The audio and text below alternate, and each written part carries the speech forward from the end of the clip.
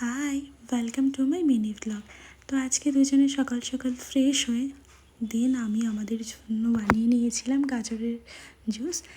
সেটা খেয়ে যে যার মতো কাজ শুরু করে দিয়েছি। অ্যান্ড ওর যেহেতু সামনে এক্সাম আছে তাই ও বসেছিল বই নিয়ে, আর আমি চলে এসেছি রান্নাঘরে। আর আজকে অনেক দিন পর একটু লেট করে অফিসে যাবে, তাই ভাবলাম একটু রান্নাঘরে গিয়ে একটু ভালো কিছু রান্না করা যাক।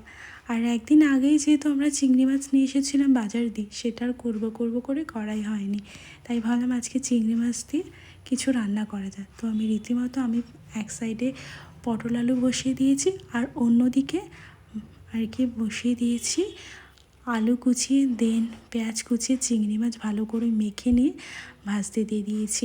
আর এটা জানো তো, কলা পাতায় যদি ভাজা হতো না, খুবই টেস্ট লাগতো। আর এই রান্নাটা আমি মায়ের কাছ থেকে শিখেছি, বাট খুব একটা ভালো পারিনি, কারণ মা যেহেতু কলা পাতায় করতো, আর আমি এমনই একটা জায়গাতে থাকি সেখানে কলা পাতা পাওয়া যায় না, তাই ভাবলাম এটা আমি কড়াইতেই নর্মাল ফ্রাই করে নিই। আমি ওটাকে ভালোভাবে ম্যারিনেট করে নিয়েছিলাম। একটা পাত্রে প্রথমে আমি আলু কুচিয়ে নিয়েছি, ওখানে প্রায় 2 থেকে 3টে পেঁয়াজ কুচিয়ে নিয়ে তার মধ্যে আমি দিয়ে দিয়েছি চিংড়ি মাছ। ওর মধ্যে অ্যাড করেছি নুন, হলুদ, লঙ্কার গুঁড়ো।